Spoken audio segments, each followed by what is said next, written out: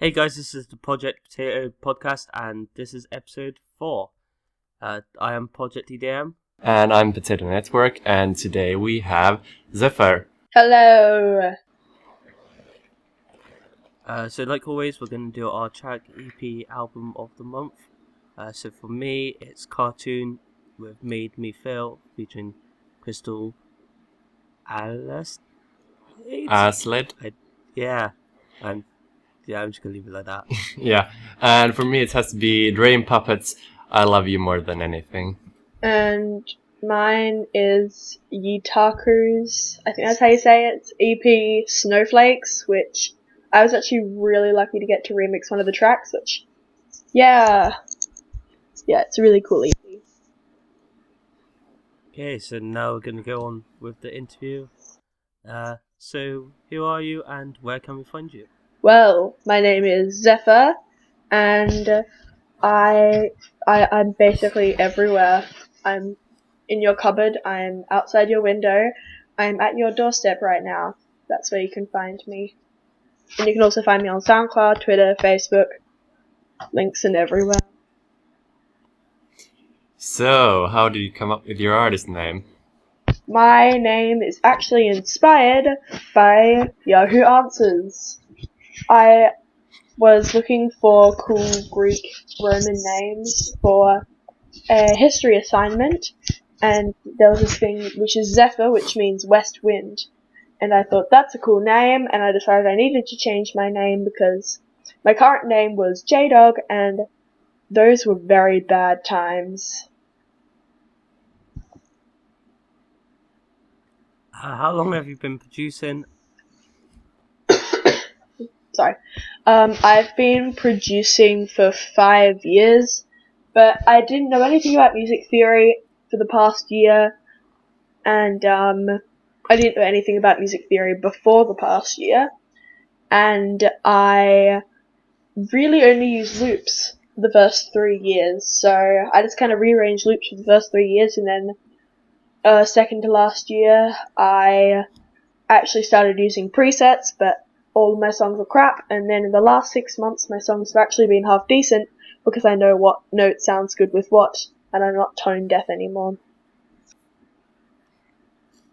So, yeah, what kind of equipment do you use, or do you use any at all? My equipment is kinda crap, honestly. I have Audio-Technica something 55X, I'm not sure, they're not that good. I've got a new Behringer C12 studio condenser microphone that I mainly use for vocals because I got lots of IRL friends who are very good singers. And then I've got a launch pad, and I've got some strange orange speakers that look kind of cool. And I have a very small 2-octave MIDI keyboard, and that's about it. So you've got an EP coming out on the 6th. What inspired you to make that EP? I was mainly for that EP inspired by, I guess, I wanted to try and make something that was really different and kind of, I guess, something where it felt like it wasn't you were just listening to music, it felt like you're in a different place, felt like you're in a different world kind of style. And so I recorded a lot of like nature sounds myself. I went to a lot of different places, and I guess I just surrounded myself in these different new experiences, and I tried to convert those emotions into an EP.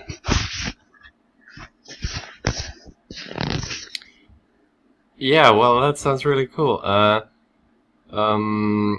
And how long did it take you to finish the whole thing? I actually I wrote like 10 piano tracks, but I ditched them because they were really bad. And then I basically just sat down and in 8 hours made every single one of the tracks in the EP in the same FLP, the same project file. And so basically the whole thing, it all flows. I made the mix and then I divided the mix into several tracks. and that way I feel like it just flowed a lot better, and that's how long it took basically. And then I spent a few weeks afterwards mixing it so it actually sounded good, and then it was ready. Oh wow, that sounds really interesting. I mean, I've never heard before of someone doing a whole EP in the same, project file and then, just cuts all the tracks out. I mean, it sounds really interesting. With the what I want to do is, because like with EPs and albums and stuff, they're pretty big things. So I don't want to just like kind of, hey, let's just throw a bunch of tracks together. All of the EP that I've released already, Diamond of the Day, is heavily inspired by a TV show and does have a storyline to it. And this one has a storyline. I feel like if you're going to spend the time to make 7 or 8 tracks, or to make a few really good tracks for an EP, why waste that opportunity to try and tell a story with it and to try and get more feels, I guess. So I presume this is gonna flow that sort of feeling and story. But what is the meaning behind each individual artwork for each track? I guess because it does tell a story, I wanted to try and convey that story in a different way. So I got 4 different artists, 2 IRL friends, Kuron and Sanj, I think that's how you say his name, to do Sanji, I think. San, S-A-N-G. Yeah, Sanji, I think. Sanji, something, however you say his name. He's a cool artist, and he's also a very cool producer. And I got them to do art for me, and so with that, like each person did an individual thing, and I tried to choose something that would fit their kind of style, and so from there I got the artwork to hopefully explain the story, because there is a very solid storyline behind the EP, and although that can't be conveyed as well through music, I feel the artwork can really help get that story going. I'm not entirely sure if you've said it already, but what's the storyline? Could you perhaps explain, in detail, or if you want to? Yeah. The storyline, I've got like a really in-depth kind of story. It's basically about a woman who has lost her partner.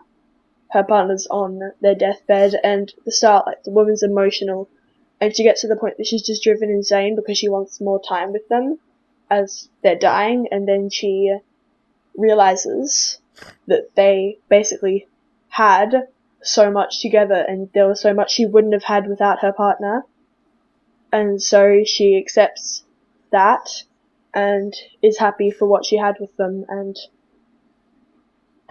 the partner dies. Obviously. Yeah. And then comic book logic comes back to life. Yeah. Yeah. It can be like that that Frank and Weenie movie where they die and then they come back to life, and then they die and then they come back to life again. Yeah. So like you said with your EP, you made it in 8 hours, all in one go. Besides that, what is your workflow like? Besides that sort of. Yeah. Well, a lot of my tracks are like that. Like, that was really quite hardcore, but quite a lot of my tracks are in the way that I basically spend a couple of hours on it, and I've pieced together most of it, and then I spend weeks and weeks and weeks fixing it up and making it actually sound half decent. But I need to be in the mood for it. Like, if someone said, quickly make a track in a day, I probably wouldn't be able to do that, because sometimes I sit down and I start, like, writing something, and I just give up. I start making some sound design, but it's not working, and I just don't feel inspired. I don't feel like actually making something, and so I don't really get into it, and I don't make something that sounds good. So I just need a good inspired time, and that's where half of my tracks come from. Fair enough. And yeah, do you have any future projects coming up? And I'm sure you have, since we're both in one. yeah, by the time that this is released, Umbra would be out, which is something that's been under wraps for a really long time, which is really cool. Apart from that, I have no tracks scheduled afterwards, after Footprints. I guess I had like a little burst of tracks, and like most of those tracks are still to come out, but I've got everything, all the release dates all timed up, and so there's like a little burst, and then I'm just going to go back into a little bubble and just not release anything for a month or so, and then there's going to be another burst. That's basically how I work, because I have those inspirational bursts, and then I basically just can't make anything for a month. Yeah, I mean, I have the same thing. I totally know how you feel. I guess that's a struggle. Because I see people like, oh yeah, I haven't touched my door in a week. And it's not like when I'm just doing nothing for a month, it's not that I haven't been making music. I haven't been doing anything. I'm trying to make music, but nothing comes out of it. And so that's where half my work in progress has come from, One sec. Continue. which which are wonderful works of art, and they sound absolutely horrible, but sometimes it's good to look back at like work in progresses from a year ago, because So do you have any tips for any new producers that may be trying to make music? first of all, probably two big tips. First of all, make sure from the start that you have a proper mentor, someone who actually is decent. Like, it might be hard to find if you're pretty low on the scale, but, like, if you're a new producer, come say hi to me, I can help. Just the reason that I spent so long making crap music is because I didn't have proper guiding at the start, and so I was just doing random crap that I'm still, like, it's implanted in my mind now, and I still need to fix that. And so, like, it's just so much, and it just makes it really stressful now. So from the very start, finding someone good to mentor you can be really, really helpful.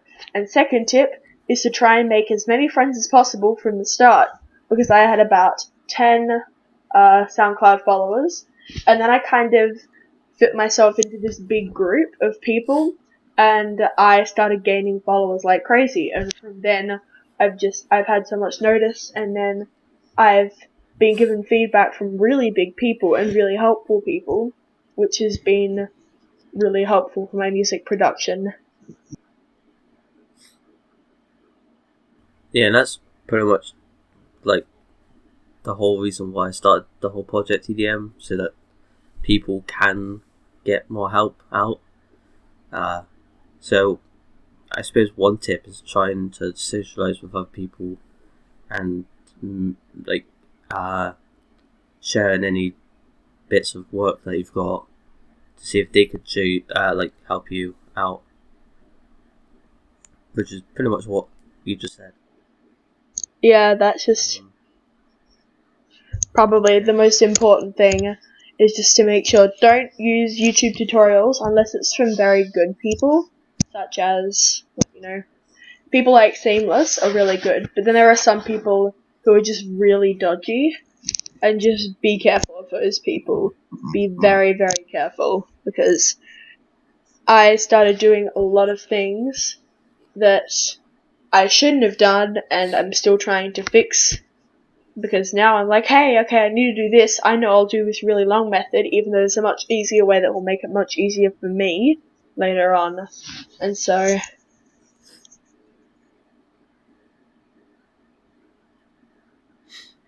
So we're gonna leave you with a mix of Zephyr's EP after this. So thank you guys for listening. I'm Project. And I'm Potato, and thank you for joining this episode. bye.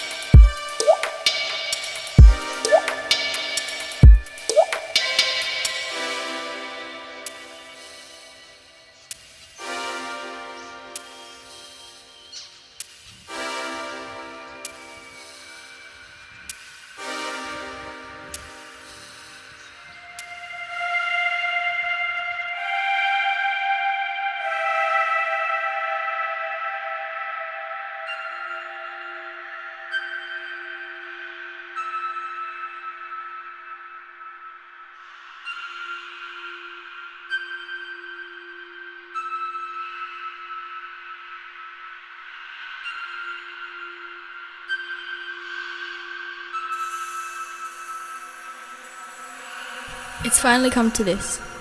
We knew it would come one day. We are getting to that age. Please talk to me. Do you feel pain? Do you feel at ease? Because I'm alright.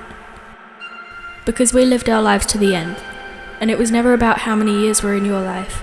It was about how much life were in your years, and together we lived the lives of thousands, hand in hand, exploring the world. We achieved our dreams. We achieved the dreams of everyone, and we did it together. But we know everything that has a beginning must end, but we can still hold on to what we had. Maybe it's not all about the happy ending. Maybe it's about the story, and this is our story. And I love you, and I will always love you, and I will follow in your footsteps to whatever afterlife there is, and I will be with you forever and ever. Because although it might be the end for you, and although my end might come soon, we will stay strong. A love like ours will never be forgotten. We will always be together no matter what, because I love you, and you love me.